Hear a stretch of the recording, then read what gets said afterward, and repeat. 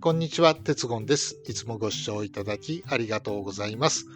名古屋旅パート2ということで、名古屋市営地下鉄名城線名古屋城駅にやってきました。もちろん行き先は名古屋城なんですが、一番のお目当ては何といっても金シャチ横丁です。というわけで、今回は名古屋城、そして金シャチ横丁の動画となっております。この後すぐね、名古屋城に行くんですが、先にね、金シャチ横丁の簡単な説明だけね、しておこうかなと思います。金シャチ横丁公式ホームページのマップを見ながら、説明したいと思います。2018年、名古屋城周辺にオープンした名古屋グルメと文化を楽しめる観光商業施設です。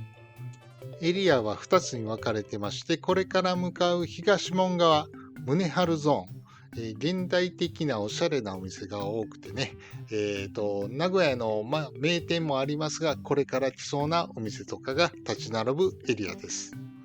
名前の由来は、江戸時代の尾張藩主徳川宗春から付けられたそうです。そしてもう一つ、正門側の吉直ゾーン。こちらは名古屋飯の名店が集まるエリアで、江戸時代の城下町をイメージした街並みになっており、観光客向けの食べ歩きスポットとなっております。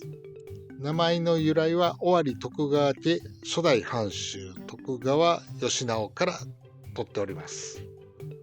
なお、金シャチ横丁の動画は後半でやりますので、まずは名古屋城ご覧ください。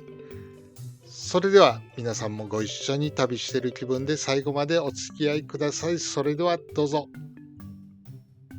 名古屋城に入るには西門から行くのと東門から行く2通りあるんですけども、駅から降りたらおそらく東門の方が近いのかなということで今東門に向かっています。外堀なんですけども水は張ってませんね。ちょっとなんか残念かな。でもしょうがないのかもしれませんね。何か事情があると思います。ちなみにここまで来る途中ね、金シャチ横丁の宗春ゾーンがあるんですが、ちょっとね、店も開いてなかったので、カットしています。ちょっとこれ見てください、石垣。めっちゃ綺麗じゃないですか。いや、このカットの仕方というかね、これ当時のものなんでしょうかね。いや、にしてはめちゃくちゃ綺麗と思いますよ、これ。全然ボコボコしてませんよね。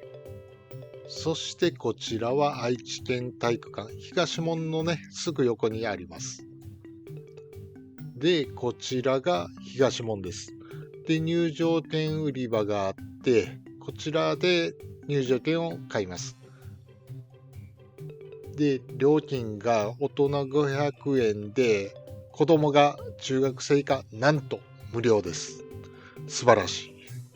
こちらのチケットは自販機ではなくてね、手売りで売られています。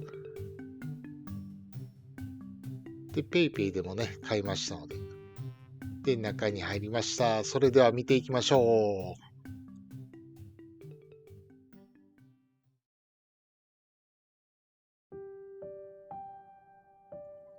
まずは東門から入って右側。二の丸東庭園でございます。こちら名古屋城の二の丸は本丸を守るために配置された重要な廓、城内の区画ですね。それと江戸時代には藩政の中心であった重要な場所であります。つまり行政や役所のお仕事をする場所でありました。そして今いるところが東庭園。おそらくここに池があったんでしょうね。水張ってるのをイメージしていただければなと思います。で、こちら今人全然いないんですが、名古屋城の中で本丸とかね、天守閣の方は人多いんですが、二の丸は比較的空いてるそうです。で、今10時半ぐらいで特にね、平日なので、人が少ないのかなと思います。いやー、それにしても綺麗。なんかこれ、春になるとね、桜が咲いてるんでしょうね。そしてこちら、東屋のようなところが出てきましたね。こちらは多分昔はなかったと思うんですよ。で、最近というか、近年建てられたような、東屋です。いや、でもいいですよね。こういうのあると。あ、侵入者発見。猫ちゃんですね。どこから侵入してきたんでしょうね。そして補修工事か何かね、やってるようで、真ん中あたりはいけないんですよね。そして二の丸の一番北側に来てるんですが、あれ水張ってますね、堀に。なんででしょう。ここは張ってて、向こうがなんで張ってない？それで先ほどから見えてました山なんですが、3メートル、4メートルぐらいありますかね。こちらは双子山という山だそうです。なんか二コブの山みたいなんですが、なんかいろいろ書いてますが、3つの山を、3つも山ありますかね。これが山ですかね。こっちも山あるな。これで3つ？いや、違うでしょ。二コブってどういうことでしょう。ちょっとよくわかりませんけども、これは何なんですかね。いや、向こうにもあるな。どういうことやろ。二コブどこが。で、歩いていくとまたありましたね。なんかいっぱいありますね、こういうのが。これは何なんでしょうね。で、こちらになんかお屋敷みたいなのがありますね。で、こちら、これ、おそらく池があったんでしょうね。いや、めっちゃすごいな、これ。そして先ほど見えていた建物は二の丸査定です。二の丸庭園内にある静かな休憩所となっております。こちらで、お茶や和菓子などいただけるそうです。で、このアプローチもいいですよね。すごいいい雰囲気で。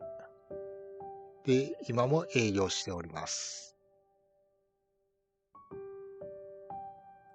いやー、それにしても素敵な庭園ですよね。人が少なくてね、静かっていうのもあるんでしょうが、ただね、ちょっとね、気になりません。建物がないでしょう。二の丸御殿。実はですね、先ほど東門入る前に見えた愛知県体育館あったでしょう。あそこの体育館じゃなくて、あそこら一帯が二の丸御殿だったそうです。実は戦時中にね、空襲を受けた際消失してしまったそうなんですが、今はね、もう体育館になっております。このマップを見ていただいたらわかると思うんですが、この二の丸のね、ちょうど下半分ですね。この広さのところに二の丸御殿があったんですよ。その広さはね、推定ですが約7000から8000平方メートルあったそうです。なんて言いますか、江戸の大名屋敷クラスの建築物が二の丸に入ってるような、本丸のね、広さがすっぽり入るぐらいのね、広さなんですよ。いや、すごいですよね。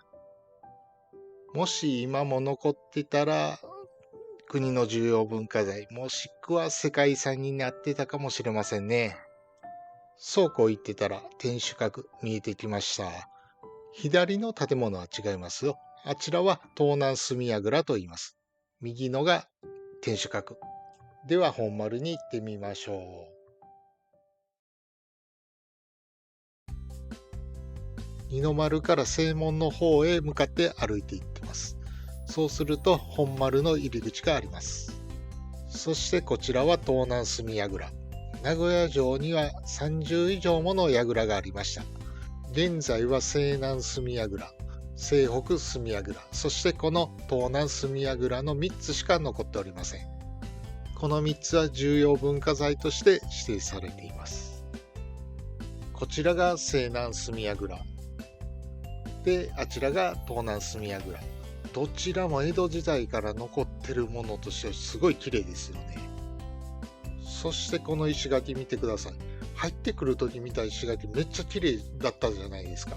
で、こちら結構雑な積み方というか、表面はね、綺麗なんですが、いや、なんか全然違いますね。もしかしたらこちらは江戸時代から残ってたものなのかなと思います。そして正面に見えてるのが本丸の入り口。表二の門です。こちらは本丸から数えて2つ目の門として、で、1の門はその内側にあって、こういう1の門と2の門の間に四角い、このマス型と呼ばれるところがあって、2の門から侵入してきた敵をそこに閉じ込めて、多門櫓と呼ばれる1の門から3方向から攻撃を仕掛けるという最強の、防御壁となっております。で、こちらも、空襲の際消失して、これは再現されたものだそうです。なので2の門はあるんですが、1の門はね、もうありません。で、櫓もなくて、石垣が積まれてるっていう感じですね。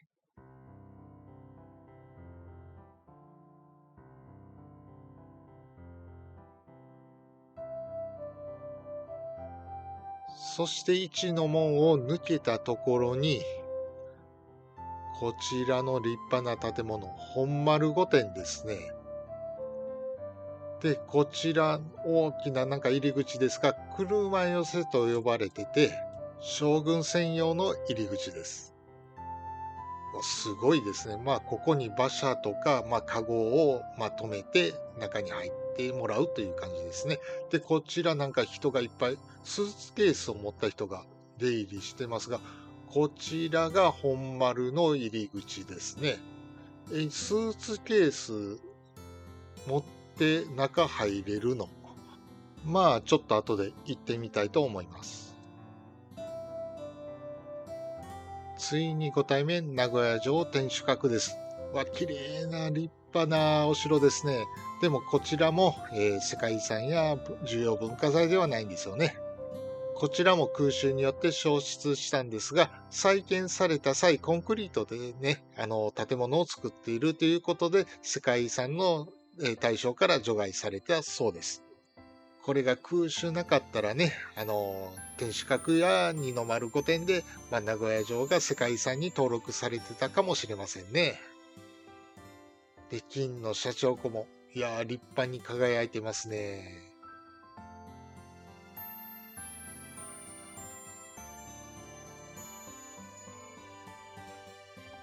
で、お城の下の方にはね、こういった撮影スポットね、これ外国人の観光客向けでしょうかね。で、お土産屋さんとかもあってね、お茶とかもできるみたいです。で、こちらもお土産屋さんありますね。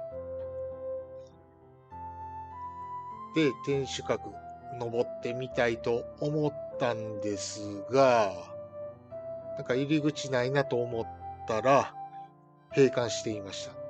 2018年に耐震の問題で、入れなくなったそうです。ここまで来て残念ですが、もうしょうがない。本丸御殿見に行きましょうか。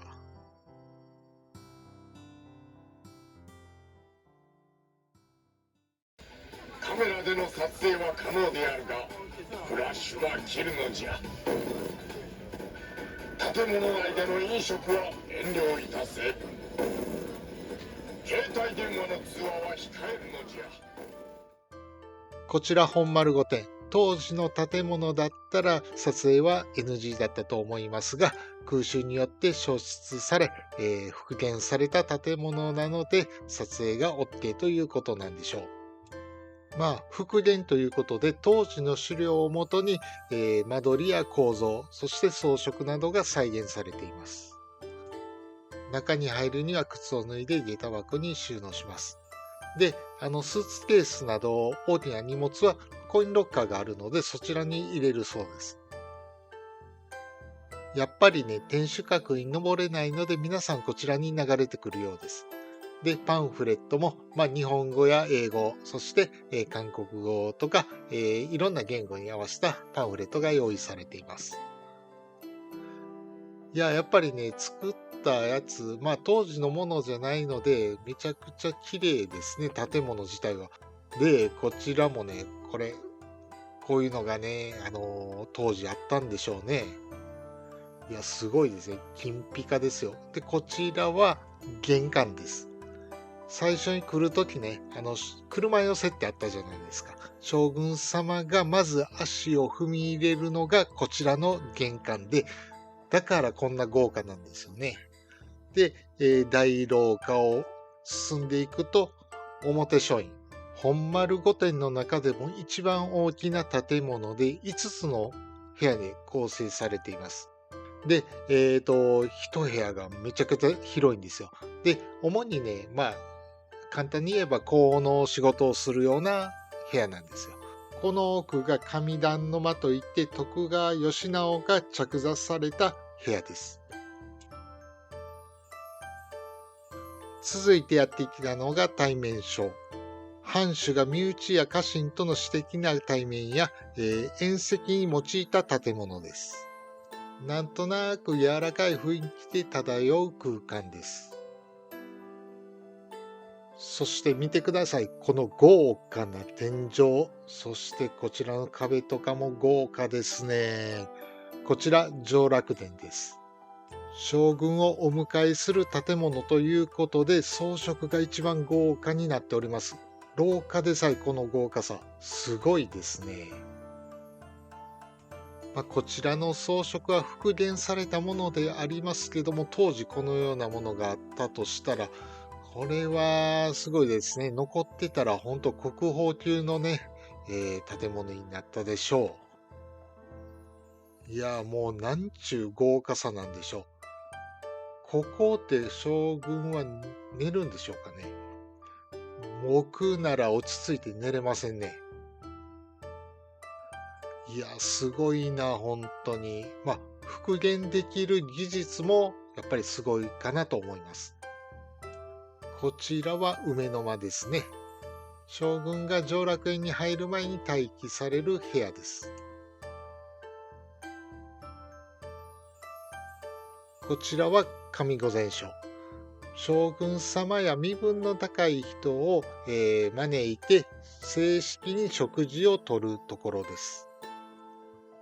ちゃんとなんかいろりみたいなのがありますね。いや、なんかちょっとおしゃれですよね。で、なんか換気口みたいなのがありますね。ちょうど真上です。で、こちらが下御前所。家臣などが食事をするところです。だからかちょっと広めですね。はい、一通り回ってきましたがいかがだったでしょうか。これがね、当時のものだったらもっと素晴らしかったんですが、でもね、やっぱりすごいですね。あと、行けてないところが2箇所あってね、油田書院と黒木書院なんですよ。これが入り口がね、全然違うところで、ちょっと行き方がわかんなかったんですが、チャンスがあればね、また今度ね、行きたいと思います。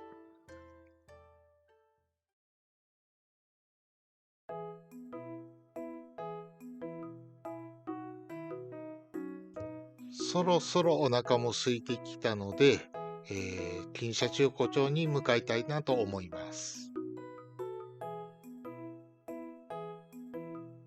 それで本丸の北側から抜けてきたんですが、こちら、おふけ丸というエリアで、おふけ丸は城の北側の廓で、城の防御や生活機能を担う重要な区域です。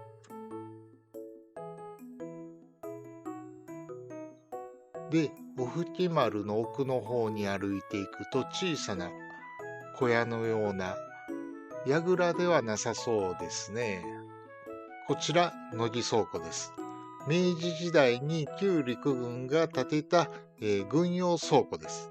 名前の由来は陸軍大将の乃木稀助から付けられたそうです。こちらは空襲で焼失してないことから有形文化財指定されています。こちらもね、庭園ってほどではありませんが、素敵なね、庭になっております。で、歩いていると、こんなものがありました。水飲み場ですかね。名古屋ロータリークラブ。で、水出るんでしょうかね。ありました。出ますね。さすがに飲む勇気はありません。で、そこからずっと歩いていったら階段がありましたので、登ってみると、いや、ちょっと高いだけで何か景色が変わりますね。そして、おふけ丸を抜けると、西の丸が出てきます。で、西の丸のところに正門があります。西の丸は武士の詰め所とか兵士の待機所として使われてました。そしてこちらから見る天守閣も綺麗ですね。で、向かって左側が正門で、正面がお土産屋さんがあります。そして右側に行くと、小倉情報館です。で、こちらには名古屋城の宝や、資料などが展示されています。中の方に入ってね、見学もして撮影もしたんですが、ちょっと長くなるのでやめときます。で、こちらは、金のシャチホコ。空襲で焼け落ちた時のシャチホコです。それでは正門から抜けたいと思うんですが、正門のところにスタンプがあって、入場券にこのスタンプを押すと再入場できるんですよ。で、僕ちょっと勘違いしまして、なんか押してる人がそのまま中に入っていったんで、入るときに押すと勘違いしてしまいました。先に押しとかないとダメです。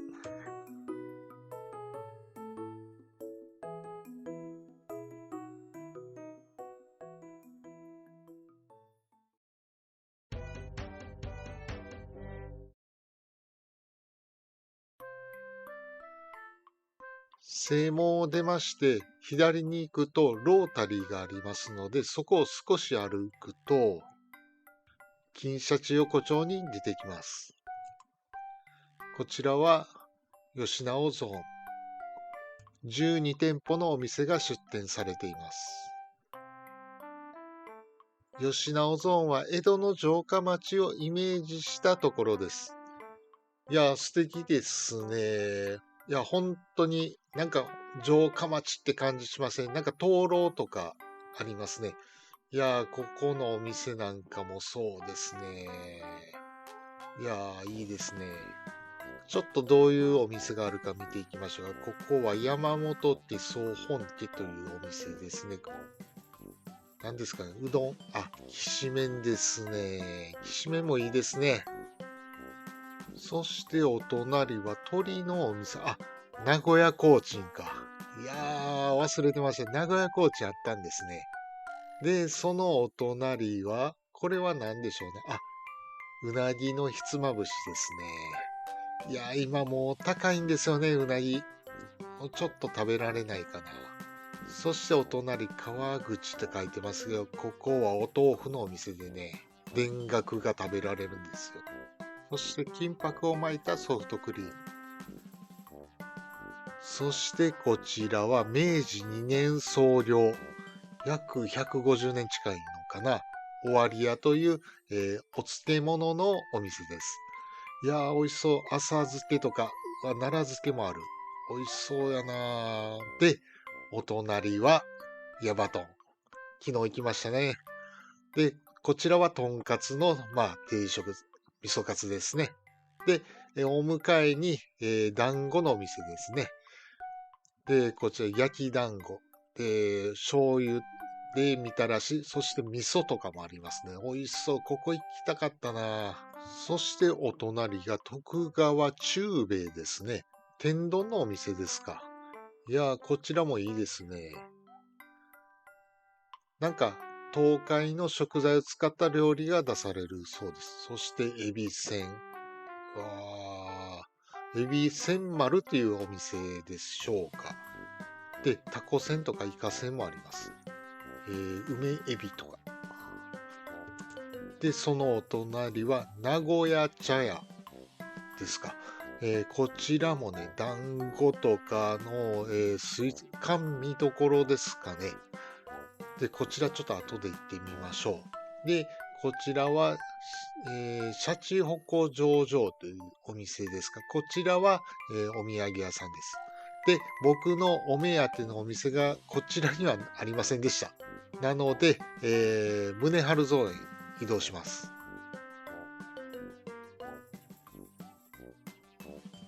はい、お城の東側にある宗春蔵にやってきました。こちらは8店舗出店されています。吉直ゾーンと違ってカジュアルな通りになっています。で、お店もね、食べ歩きはできますけども、どちらかといえばお店の中でゆっくりと食事を楽しむっていう感じでしょうか。いやー、でも美味しそう。洋食屋さんって感じでしょうか。で、こちらも金粉を巻いたソフトクリーム。いや、めっちゃ美味しそう。僕のお目当てのお店がこの辺にありました。あんかけパスタ。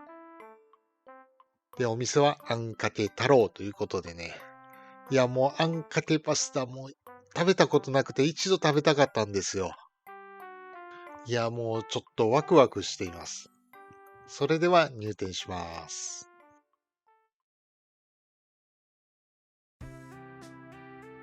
名古屋のソウルフードってことで、いや具材がいろいろ種類あるんですね。で、ベースがあんかけとなんかインディアンベースっていうのが見えましたね。で、サイズがなんかめっちゃ種類ありますよ。へー。で、なんかミートベースって何やろ。あ、焼きパスタもあるんですね。で、フライベースとか、エッグベースとか、いろいろあるんですね。店内はですね、くの字のカウンターにテーブル席が5つぐらいでしょうか。そしてこちら、サイズですね。サイズのサンプリングがあって、スモール、レギュラー、ラージ、ジャンボ、クイーン、キング、メガと、うわーすごい。で、秘伝のソースの作り方なんか書いてるけど、なんか読み切れませんでした。注文は QR コードを読み取って行います。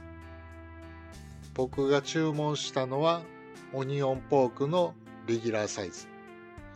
レギュラーサイズはプラス 150g です。いや、でも結構量多いですよ。で、コンソメスープは、無料でついていきます。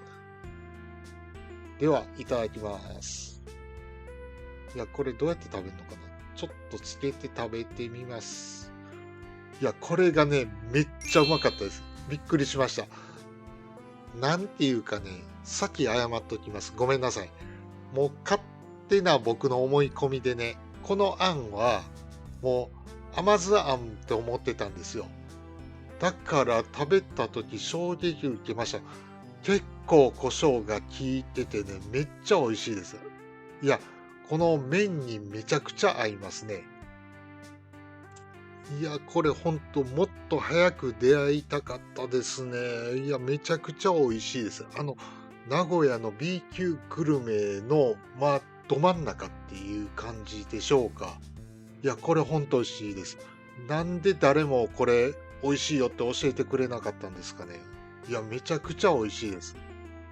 それでね、通り歩いてたらね、やっぱりね、あんかけ太郎行こうとかね、あんかけパローってあそこにあるんだとか、そういう声がよく聞こえてくるんですよ。やっぱりね、有名店なんでしょうね。だから結構、お客さんもね、ひっきりなしにやってくるんですよ。いやー、美味しいですわ、本当にここ。それで周りにいるお客さんの食べ方を見てたら、こうやって混ぜてから食べてる人が多かったですね。だから僕も混ぜてみます。このあんはもう行ってきたりとも残したくないというぐらい美味しいです。めっちゃ美味しかったです。ごちそうさまでした。で、会計はセルフレジで行います。外周に出てきてぐるっと回って正門に向かいたいと思います。そして駅のところまで一旦戻ってきたんですが、何これ関所みたいなめっちゃかっこいいんじゃないですか。気がつきませんでしたね。吉直ゾーンに戻ってきました。先ほどとは反対側の方ですね。で、こちらなんか広場で駐車場ではないようです。なんかイベントとかね、できる感じです。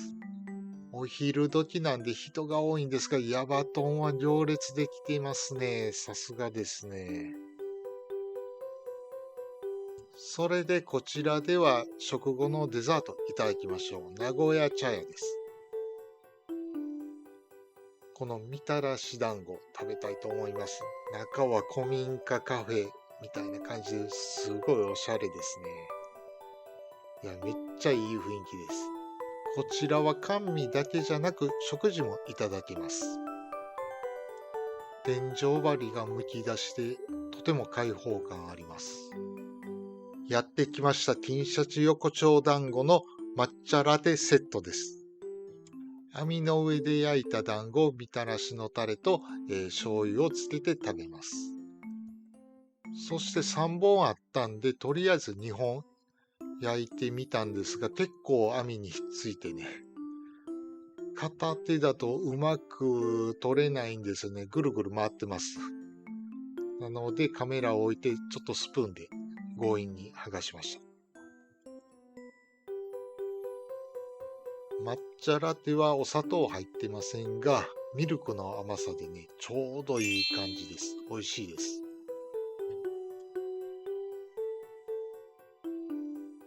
焦げ目もついていい焼き色になってきましたね。相変わらずひっつきますけども、それでちょっと気づいたんですが、3本いっぺんに焼かないと間に合わないですね。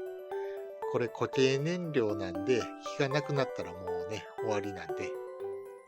まず一発目はみたらしのタレでいきましょう。美味しそうですね。これがですね、みたらしの甘さと焦げ目がちょうど香ばしくてね、めっちゃ美味しいです。そして次に醤油だれ。これもね、完全にお餅ですね。まあ、そらそうやろっていう感じですが、いやー、美味しいです。やっぱりこう焼いてね、食べるのがね、いいですよね。いや、このコンロちょっと欲しいかも。ねえ。で、最後の一個は、みたらしと醤油、両方つけていただきます。これがね、みたらしです。醤油は負けますね。完全にみたらしに飲み込まれます。ごちそうさまでした。続いてお隣、シャチホコ上場にやってきました。こちらは金のシャチホコに関するいろんなグッズとかが売られています。もちろん普通にお土産品も売っております。で、何か一個ね、買おうかなと迷ってるんですよ。そんな値段も高くないんですよね。だいたい300円から500円ぐらいでも買えますから。で、この粒あん、こしあんってこのチューブのこれ欲しいけど買わなかったんですよね。その代わりこれ買いました。名古屋といえばあんバターサンド。味噌キャラメルってこれ、ちょっと冒険したくないな。みたらしのポップコーン美味しそうやな。それでこれ会社に持って行ったんですが、なんか評判良かったらしいです。まあ、確かに美味しかったですけども、また後でね、食べたいと思います。で、金のシャチホコのなんか置物あるなと思ったら、これ給水所ですね。なんか万博にもこういうのありましたよね。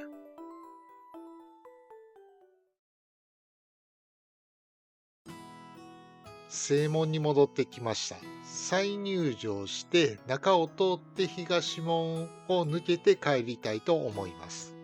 で、先ほども言いましたけども、スタンプを押してないので、入場口で係員さんに行って、押してもらいました。どうもすいません。次はちゃんと押しときます。というわけでスタンプ押してもらいました。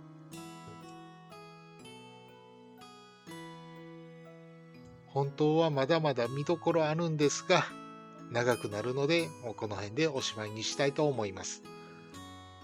梅の花も咲いてます。それで東門を出て駅に向かわず、名古屋城の北側にある名城公園に行ってみようかと思います。本丸御殿、ものすごかったじゃないですか。あれは江戸城や二条城をはるかにしのぐ豪華さだったそうです。その名古屋城が当時のものがそのまま残っていたとしたら、もうぜひ見てみたかったですね。ただ撮影は無理だと思います。それで今公園内を歩いてるんですが、ここの花壇で普通の花壇かなと思ったら、よく見ると織田家の家紋ですね。徳川徳川と言ってましたけども、やっぱり尾張といえば織田信長。今回動画を作るにあたって AI に質問を投げかけていろいろ調べたんですよ。で、かなり勉強になりましたね。ただ、それを皆さんにうまくお伝えすることができなくてね、ちょっと不慣れな点もありまして、申し訳ないです。そうなんですよ。よく考えたら、名古屋城っていつ誰がどのように建てたっていうのを説明してなかったと思うんですよ。徳川家康その他大勢が建てたということだけお伝えしておきます。あと最後にあんかけパスタ。もう本当に美味しかったです。いや、最高でした。あれは本当に。だから名古屋に来たら必ず食べるリストに入れたいと思います。そして次回の動画は名古屋旅パート3ということで大須に戻って大須商店街をブラブラしていきます。ぜひご覧ください。それでは愛知国際アリーナ、通称 IG アリーナを見ながら本日の動画を終わりたいと思います。最後までご視聴いただきありがとうございました。チャンネル登録、グッドボタン、そしてコメントもよろしくお願いいたします。では次回の動画でお会いしましょう。さようなら。